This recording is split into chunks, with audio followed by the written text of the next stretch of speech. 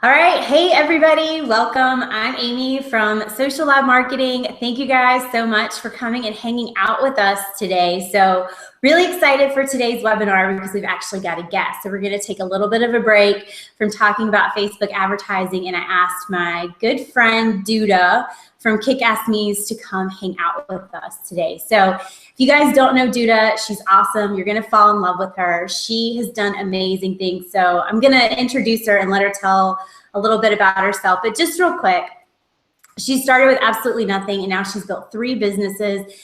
She's working with celebrity clients and traveling the world. So she just got back from a month in Spain. So the whole time she was there, I was super jealous and sending her emails and asking about her trip. So she's going to share some tips with us on, being productive while you're running your business. So sometimes as entrepreneurs, it can be overwhelming and frustrating because there's so much to do in your business and you've got so much to work on. So how do you focus? How do you pick what to work on? So she's got some really great tips. So I've got some questions I'm going to ask her. So if you guys have questions, just pop them in the chat box over there and we will get to them as we go. So Duda, why don't you come on and say hello to everybody? Hello, everyone. Hi. Thanks, Amy, for inviting me. And I'm very, very pleased to help fellow entrepreneurs with a little bit of productivity in their lives.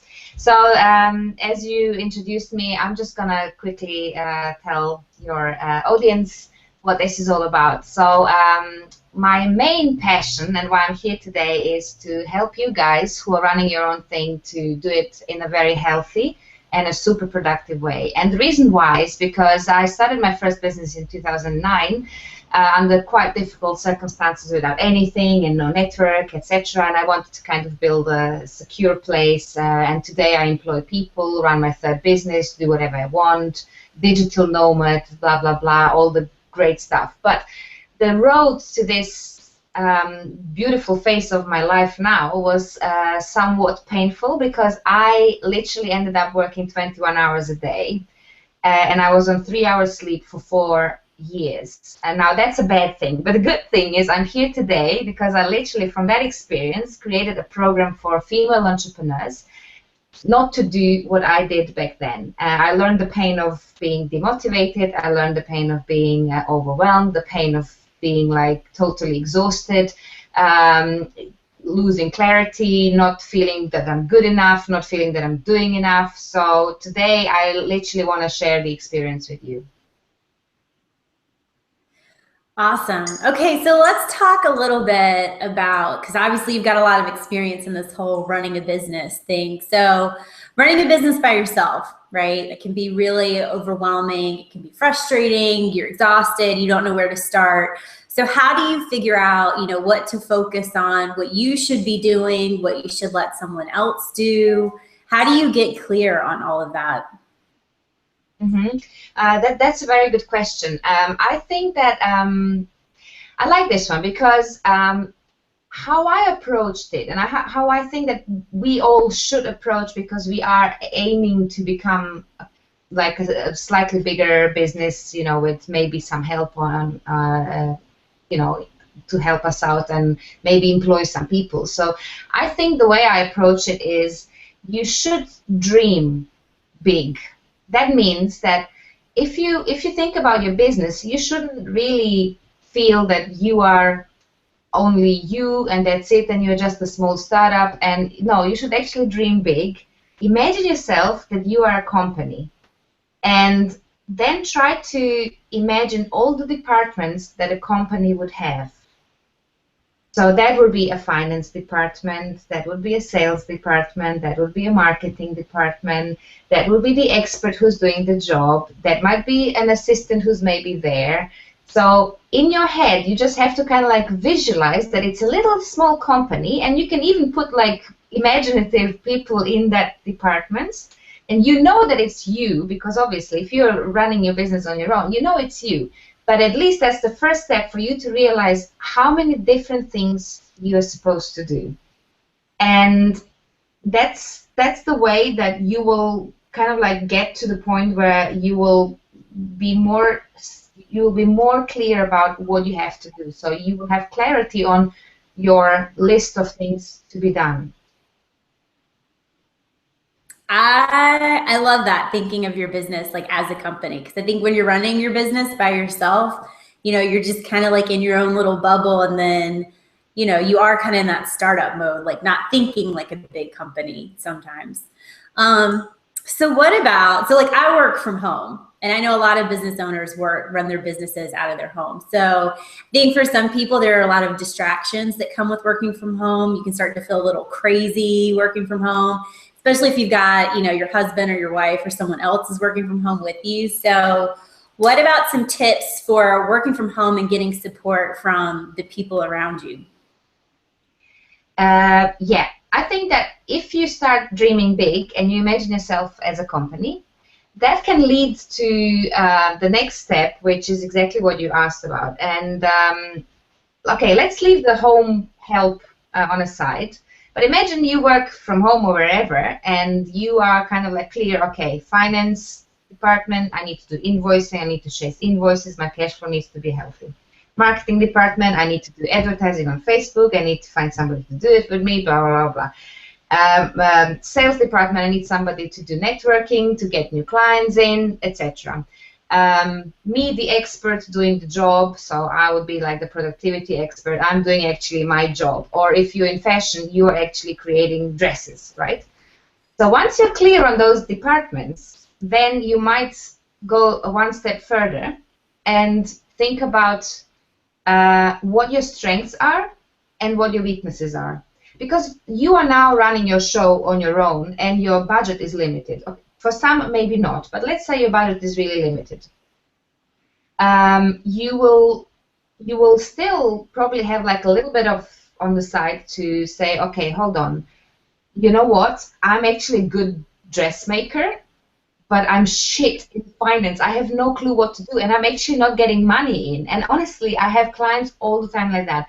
They're running the whole thing, sales, marketing, everything, but they completely forgot to invoice, and then they cash flow stops, and they're really in a shit.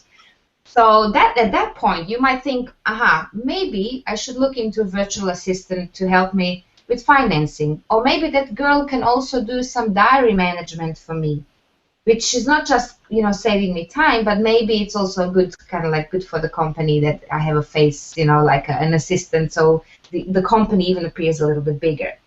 So I would say yes, that means like you then have more time to focus on your strengths and make money with that strength, while somebody else is doing your weakness in a takes much less time and probably less money than it would take you if you would do it on your own, because obviously it's taking away your time from where you can blossom and totally show off. Now, when you work from home, and and I know quite a lot of people do, and they have families, their husband, they have children, dog, whatever. They get distracted by family members, and also there's an element of well, when mom is there at home, like the children really don't get that you work. They think mom is just there, I can just play, and she's just not really working. So I would always suggest my clients to kind of like have a little chat with them and kind of like go through the list and explain to them what mommy needs help with, and then just instead of saying what somebody should do, maybe kind of like do it in a playful way and say, okay, this is a list I need help with, and make them pick and choose what they would like to help you with, and kind of like just make them aware that you have a schedule, because they will not know, you can't expect it, but most of the mothers take it for granted. They think that everybody understands the whole workload that they're dealing with, but actually they're not. How they just see mommy at home, mommy sitting at a desk, that's all they know. And even your husband, who's a grown-up man, trust me, he thinks that you are just there, and he doesn't understand all the tasks that he's supposed to do. I mean, he loves you dearly, but come on, it's not as obvious as we think. So make it obvious and make it playful, but stick to what you said, because if you don't lead with example, they will drop it. You will never ever get another chance. They will not take you seriously. So I would suggest that you just make a little schedule, share it with them, you know, make the guy make the kids choose what they want to do. Ask your husband if he can, you know, maybe one Wednesday cook dinner instead of you, because on Wednesdays you might need to go to networking event or something, and include them into your success. That way you get emotional support, you get support in time, and they actually understand what you're doing. I think that kind of works really well. Yeah, I love that. I think that that's a great tip, right? It's just setting a schedule and making sure everybody's on board so they know this is when I'm working. Don't bother me. Or, you know, you've got to figure out something else to do while I'm knocking out some work. Yeah, or they can just take something away from you and do it instead of you. Yeah, exactly. That's great, right? Just they can be like little employees for you. Get them to make stuff. I love that. All right, let's see what else. I've got a couple other questions I want to ask you. If you guys have questions, you can just drop them in the chat box. So what about this whole, you know, I think something that a lot of us run into is that we feel like we don't have enough time. That we're so busy, we don't have enough time to do this, or we don't have enough time to do that. And that seems to be something that everybody runs into. You hear it all the time. So what do you have to say about that? Right. Okay. This one's gonna be, you know me. This one's gonna be a bit blunt. Look, we all have 24 hours a day. So, and the fact is, all the emotions on the side. I know it's hard, you know, and I also sometimes have days when I cry, literally cry like a baby because I'm so overwhelmed with little time in the day. But how come that there's some people who just manage it and some people don't? The same 24 hours, right? There is no exception. So, from my experience, what I've seen in the last 7 years of my work with people and managing their time and coaching, there are a few types, but the main two types are, and especially in the solopreneur world, is this. You have the type A, which is the overworking themselves type of people, right? And then you have the second type of people, which are usually they would be the creative type of people. So they would usually run a creative type of business, like fashion or, you know, something that's really like creative, music or any kind of like art-related thing.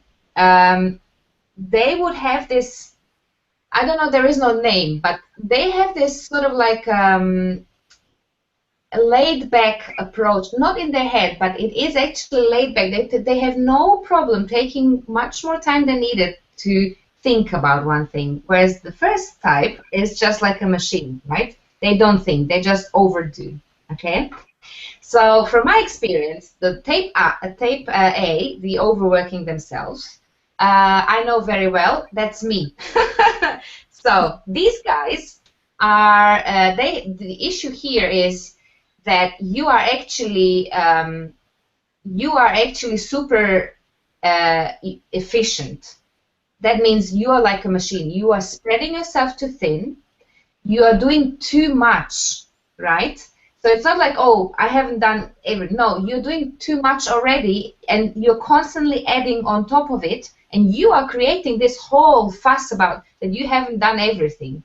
But actually, you overloaded your list, and usually that list is overloaded with shit that you haven't even spent time on. You know, your time is usually spent in a slightly wrong way, and I know that you want to do everything, and usually these people suffer a little bit from like control issues or micromanaging if they have somebody, and that can all be easily, you know, tweaked a little bit in your favor. But the problem here is spreading yourself too thin.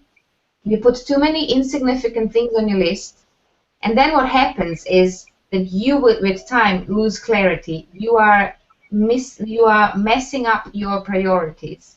So you will spend time on things that are not important, and things that will never make you money, and things that will distract you from where you're supposed to be and make money and impress other people. And the knock effect of all of it is that you will be super tired. You will probably get really demotivated.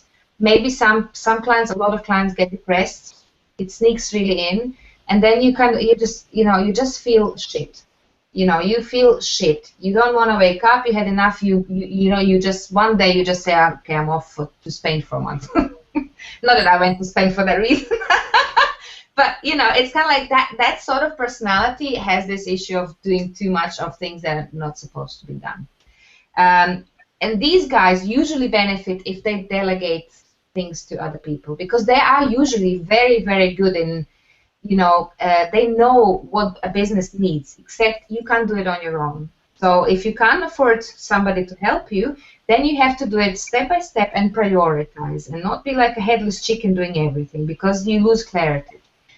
And then the other type is not lazy, but they are a little bit struggling with organization of thoughts. All the creative clients that I work with that have like, oh, I don't have enough time, and then when I go through the schedule, I'm thinking, right, but why did you spend that amount of hours on this? Like, it's not really, like, I don't get it. They don't get it, right? It's because creative people usually in their brains, they have an issue with organizing stuff. So they don't spread themselves too thin. They actually do too little. And then they tend to have the issue with like deadlines. They will do like the important things last minute, low quality. So they're usually brilliant in the expertise that they sell, but the business side of things is suffering.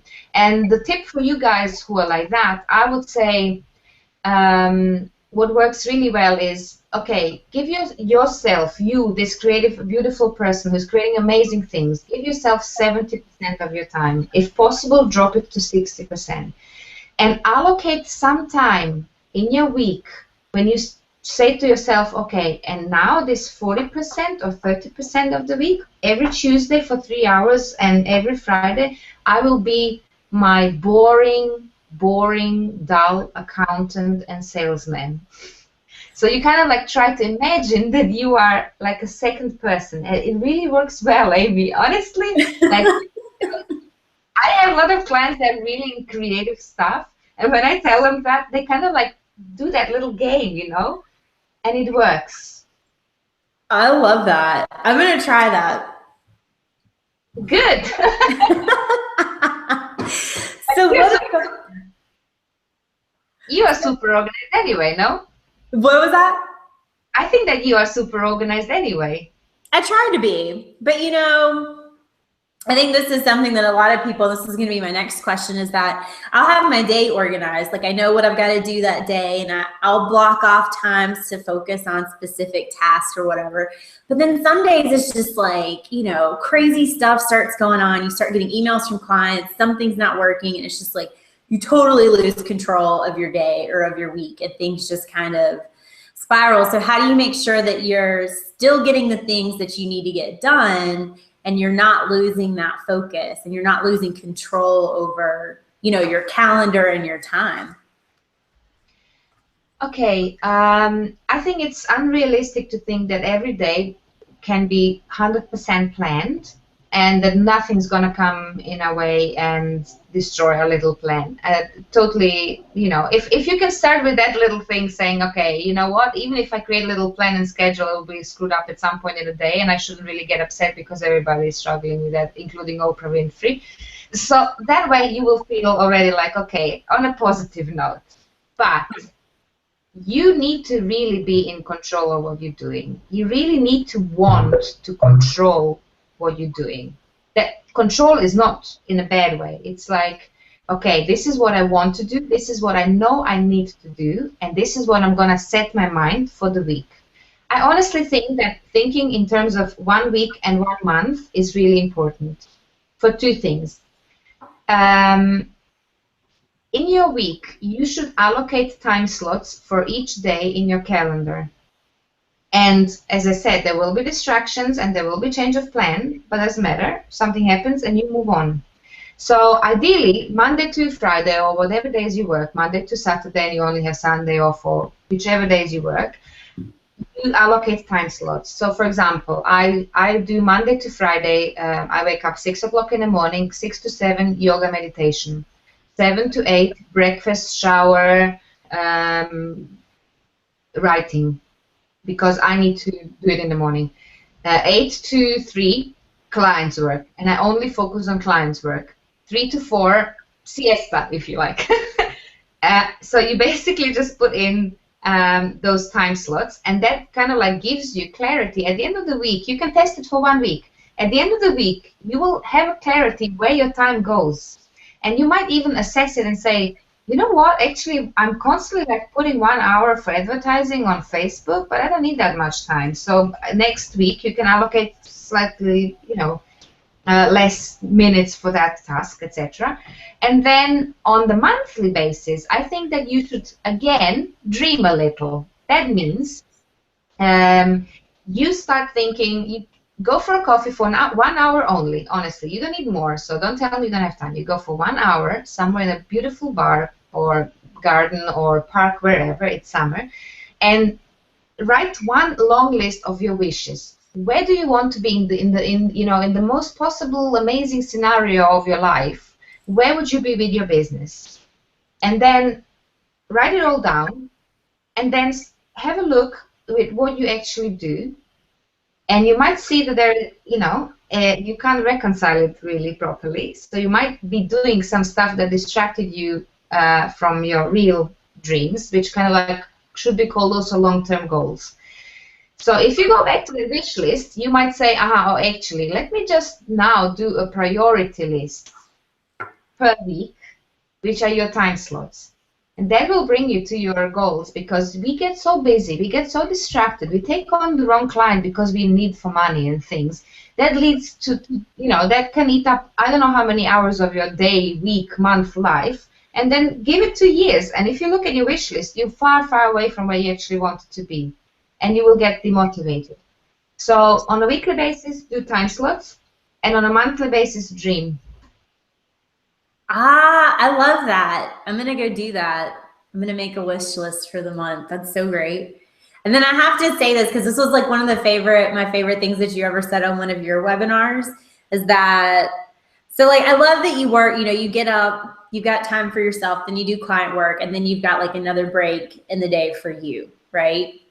Because yes. I think when you're working all day and you're working for clients and working on your business, it's like you hit this point where it's just like you got to take a break. But sometimes as business owners, it's like we don't want to do that. We feel like we just have to keep going and going and going until we're exhausted and nothing else. But one of the things you said on your webinars was that you go and take a bath every afternoon, and it's like, I was like, she is like my best friend, because if I go take a bath every afternoon, like it makes me so happy. Like, especially in the winter when it's cold, it's like just for 15 minutes, just a break. I'm going to go sit in the bathtub, and then I'm going to come back and be in a better place.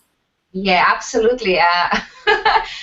Honestly, like those baths are kind of like really my thing. Like, if I can, I'm devoted. Like, I'm a super hard worker, and I'm like a doer, and I organize lots of stuff for many people, but like I'm so devoted to my 2 o'clock bath daily. This is kind of like little religion, and people are like, are you really taking a bath 2 o'clock in the afternoon? But how are you managing all of it? I'm like, but who is in control of my time? I'm not in a company 9 to 5, right? So. Yeah. And it's kind of like, I need it. It's kind of like, if I don't have that bath, my energy drops and I'm shit for the rest of the afternoon, So, yeah, sure. I think that being productive is not how many hours you worked, but how much you achieved. What's fruitful in the day. And so whatever, for example, some people hate to go on vacation, but they need it. And trust me, if you can manage to go 1 week on vacation, you will come back with an amazing mind and energy that will probably boost your business more than if you wouldn't take a vacation and work hard, like for 2 years. So, but people just don't have this. They have this fear to stop. I don't know if that's the system or whatever that created this fear that we constantly have to be busy.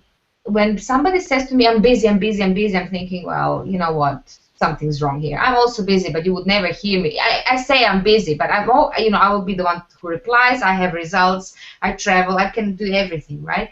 So, but I look after my body, and what I teach and what I coach people, and what I really suggest to you and your audience is, you have to go a little bit deeper. So don't just look at the hours. Feel your body. Think about what you need, that you feel good, because when you will feel good in your mind and in your body, you will be much more motivated to do the work for your clients, which you probably like, but you will also be motivated to do the shit work that you don't like, because we all have to do the shit work, right? So where is your energy coming from? If you need a break and 3 o'clock in the afternoon and you want to go for a jog, please do. You know, the world's not going to stop because you went for a jog for 30 minutes. You can compensate that gap working, I don't know, writing down the proposal for the client 9 o'clock with a cup of tea. Because this world, honestly, it doesn't work anymore 9 to 5. Plus, you are an entrepreneur. Who gives a shit about the hours? You do whatever you want, whenever you want, when it works for you. Because you, obviously, with your service, are here to serve other people. And the way you're going to do it is looking after yourself. So I just think that, you know, you just have to allow yourself a little bit to feel yourself. You know, some people like meditation, some people need a jog, some people like to combine. Also, one really cool thing, think about if you're a morning person or a night person, because it's really important. I learned it as a student. If you're a morning person, you do all the concentration stuff in the morning. If you're a night person, you don't wake up 6 o'clock and do it 6 o'clock. No, you sleep until 8. Who gives a shit? And then you do it 10 o'clock in the evening, you know? So it's kind of like so simple, except allow yourself not to be pulled into this, oh, you have to. No, you are in control. You have your 24 hours, and you're the one who's going to decide what and when. I love that so much because, you know, I think most people, when they start a business, they do it because, you know, they want to create something for themselves and have their own schedule. But then I think we all do kind of get sucked into this, well, I've got to be at my computer from, you know, 9 to 5. But if that's not the way that you work and that's not the way that you're the most productive, you shouldn't beat yourself up over it. So I love that. So we've got just a couple minutes left. So I wanted to pop up talk a little bit about your Kick-Ass Muse, what's going on over there and your new membership. Right. So Kick-Ass Muse is it's a new way of promoting and connecting entrepreneurs by also helping them with tips on productivity and also in moments when they feel stuck. So I basically launched the Kick-Ass Muse finally last week, and you can subscribe for the monthly membership, which includes tons of amazing things that I'm super excited about. So it's $47 a month.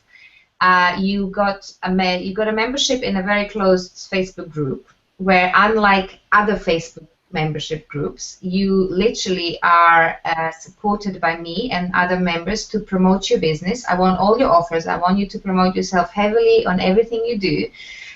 Plus, you get connected with other members. I'm there to connect you with the person that I think might benefit you, and that really works well. Plus, you get 4 Skype sessions with me in a year. Every quarter, you get 1 free session with me.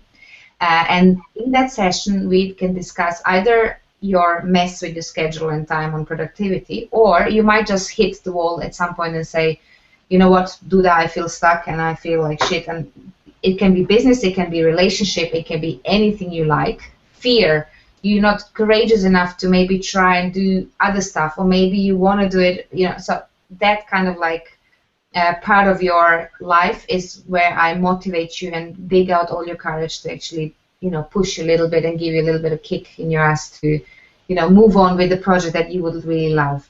And so that's one of the new things that is going on, and it's going really well. So I just popped up the link for you guys. So if you are interested in checking out Kick-Ass Muse, you can just hit the check it out button that just popped up on the right-hand side. And I'm really excited for it. I know you've put a lot of time and effort into it, and I just know there's going to be some cool stuff that goes on in there. So really excited for that. I can't wait to check it out. Thanks. So, all right. So it looks like we've got our 30 minutes for this week. So thank you so much, Duda, for hanging out with us. And I'll be back next week, you guys. We'll be back to Facebook advertising next week. And then I think the week after, we're going to talk about Periscope because I know everybody's really excited about Periscope. So I've got a guest to come on to talk about that. So I hope you guys all have an awesome week. And thank you again, Duda, for hanging out. And I will see you guys next Tuesday.